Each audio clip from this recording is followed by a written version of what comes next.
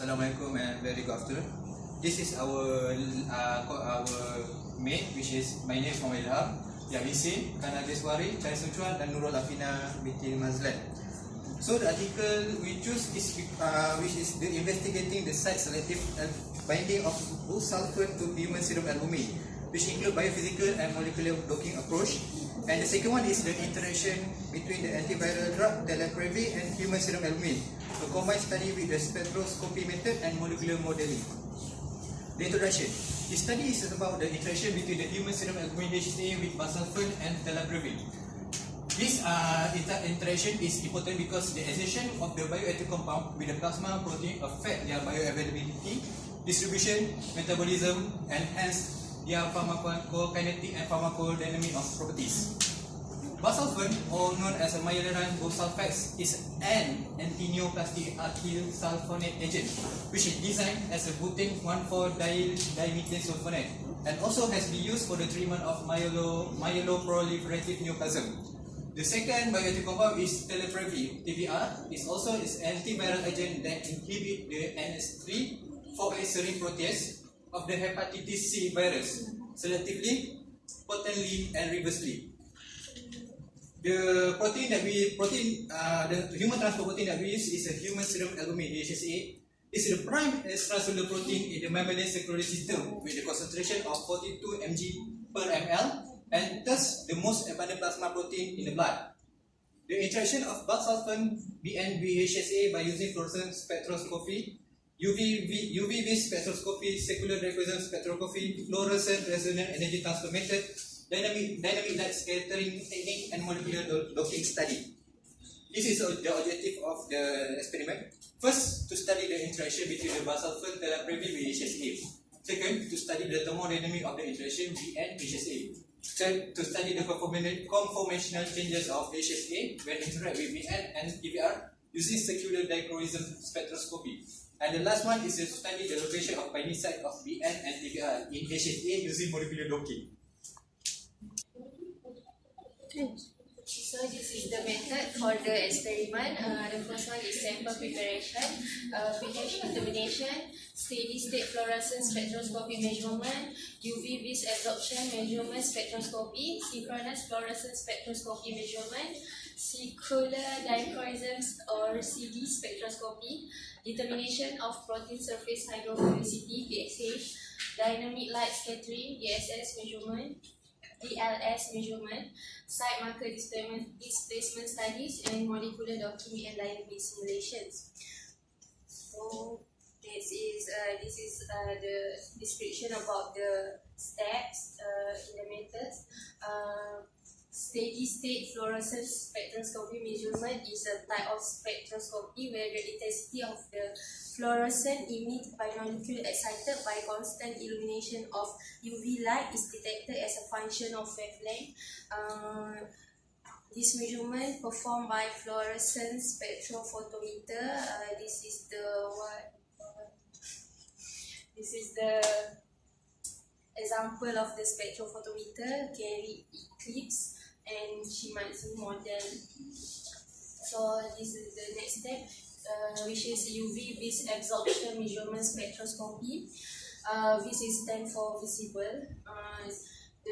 This is the measurement of the attenuation of beam of light after it passes through a sample or a reflection from a sample surface using Perkin-Elmer lambda 25 double beam UV vis spectrophotometer. And this is synchronous fluorescent spectroscopic measurements. The role of this step to a remarkable advantage of spectral simplification, light scattering reduction, and selectivity improvement over conventional fluorescent spectroscopy. Determined using simultaneous scanning the excitation and emission monochromators. This is CD spectroscopy, the form of light absorption spectroscopy that measure the difference in absorption of light, right and left circular polarized light, rather than the commonly used absorption of isotropic light by a substitute. They measure the BN busulfan HSA interactions, determination of protein surface hydrophobicity (PSH). The fluorescent titration experiment is changed in pH using ANS 1 anilinonaphthalene 8 sulfonate as a fluorescent probe, and the fluorescent intensity of ANS was measured in the absence and presence of drug, which is Kelab and busulfan. This is dynamic light scattering measurements to determine the size distribution profile of small particle in suspension or polymer in solution. Temporal fluctuations are usually analyzed by means of intensity or proton autocorrelation function, also known as photon correlation spectroscopy or quasi-elastic light scattering. The site marker displacement, where the step that using site markers for delaprevir, they use pinaglutazone, ibuprofen, and lidocaine, where BN and HSA using warfarin and ibuprofen as markers. Different site-specific markers in molecular docking and dynamic simulation.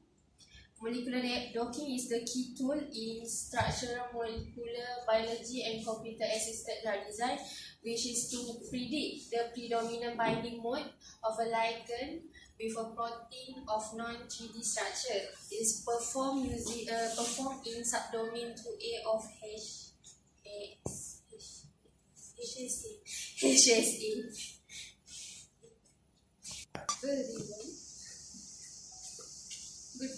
Good afternoon, everyone. So, since BN is the drug and HSA is the protein, so we're going to study most about the protein and ligand interaction. So, first result is the HSA fluorescence quenching mechanism and binding parameters.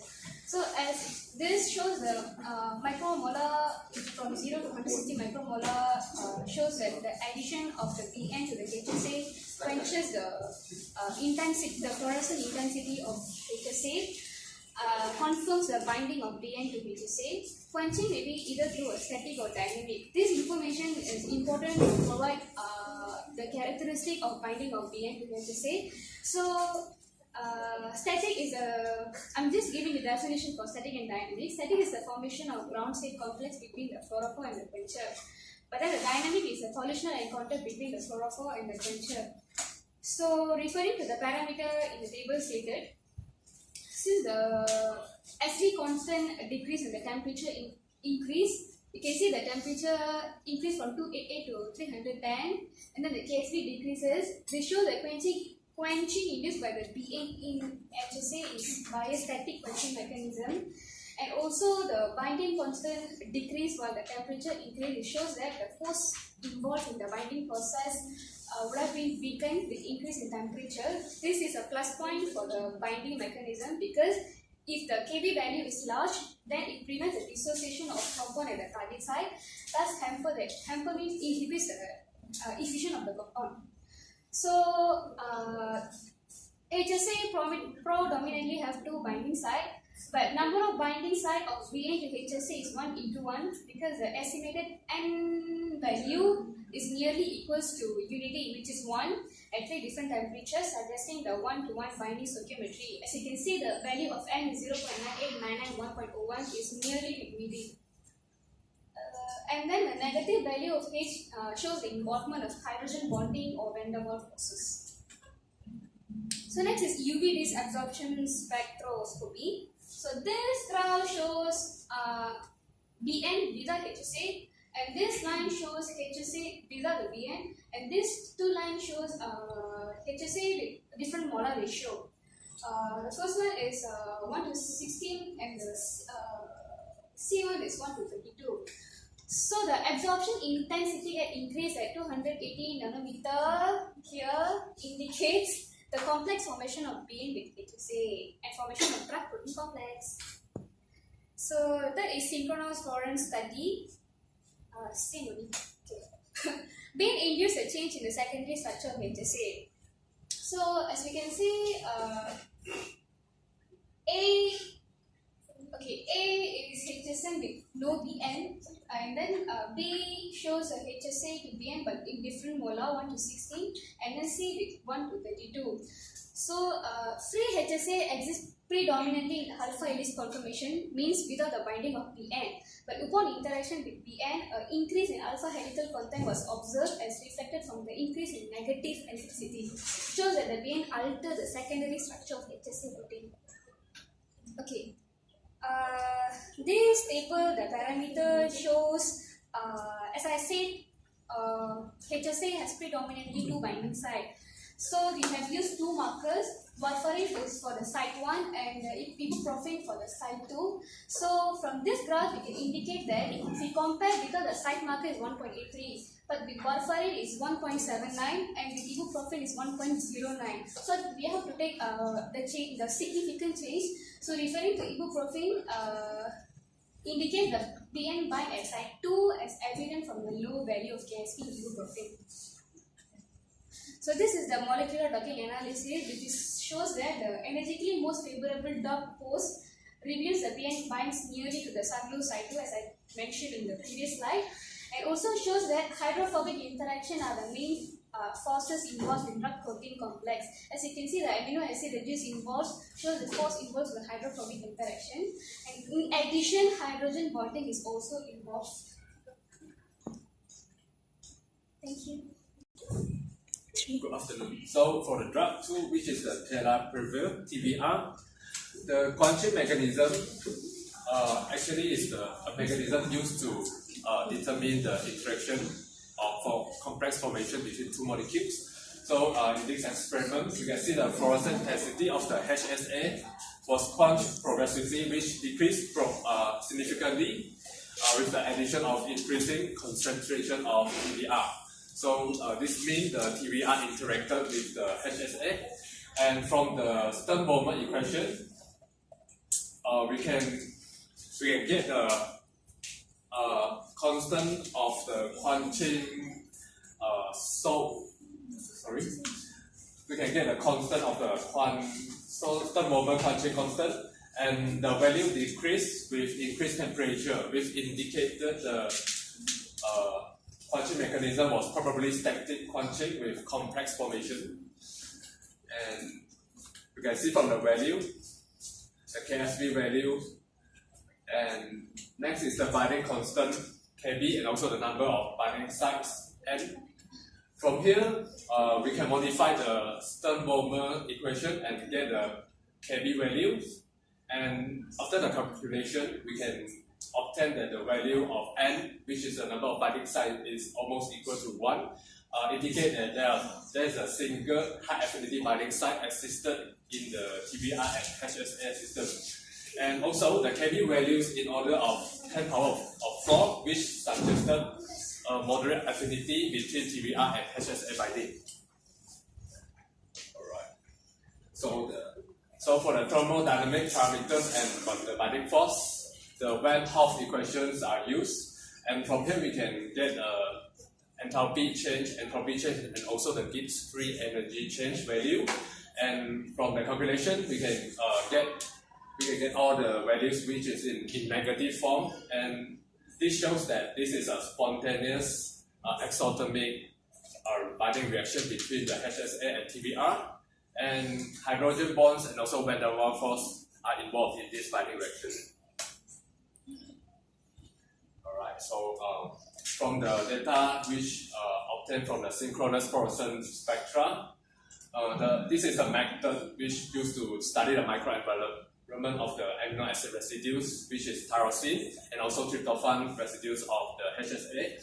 And we can see the shifting, which at the maximum emission, this is what we call redshift, and this illustrated that the binding with TBR led to decrease of hydrophobic around these two residues of the HSA. And from the data of circular dichroism, we can see the increase in negative electricity of at all wavelengths after the TBR is added. And actually this indicated the change of secondary structure of the HSA. Besides, we also can see the alpha helix content increase after the TBR is added. And this is because the TBR bound to the amino acid residues of the main polypeptide chain of HSA and alter the hydrogen bonding network. Alright, so for site marker displacement experiment, here we use three type of site marker, which is phenylbutazone for site 1, ibuprofen for site 2, and lidocaine for site 3. And from the data above, from the plot, you can see the phenylbutazone concentration increase, while the fluorescent intensity decreased significantly. While for the others site marker, which are ibuprofen and lidocaine, there are no significant changes. So this shows that the TBR binds to the site 1 as it compete with the phenylbutazone. So for the molecular docking, we can observe that the TBR can bind to the site 1, obviously, because of the presence of hydrophobic residues and also charged residues in the site 1. So suggested that the involvement of hydrophobic forces and also the electrostatic interaction. Besides, there are also 11 hydrogen bonds formed between the TBR and also the residues of HSA. So I will now continue with the conclusion. In the conclusion, Mustafa and BN and teleprevial TBR interact with human serum albumin HSA through static process. In the experiment, BN quenches the intrinsic fluorescence of HSA, and then the mechanism was observed as static type. In the fluorescent experiment, it showed that TBR actually bounds spontaneously to HSA through static process, and then with moderate affinity. The binding site of BN and TBR to HSA also found through the site-specific experiment and molecular docking study. In the binding site of BN was nearby site of HSA, while TBR bound to the site 1 of HSA. Next, through various parameters, the mode of interaction was also found. BN and HSA interact through hydrophobic interaction, van der Waals interactions, and also hydrogen bonding, while TBR interact with HSA through hydrophobic forces, van der Waals forces, hydrogen bond, as well as electrostatic interaction. Upon the interaction with BN and insertion of TBR, the secondary structure of HSA was changed. From the result of CD, which is circular dichroism, the alpha helical content of HSA increases, while in the experiment of TBR, the hydrophobicity surrounding tryptophan and tyrosine residues actually decreases, as well as alpha helical content of HSA increases.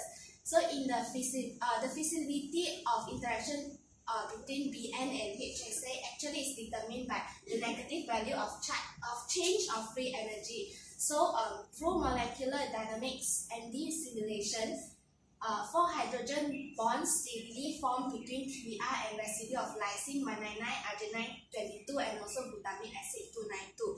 So that's all from us. Thank you.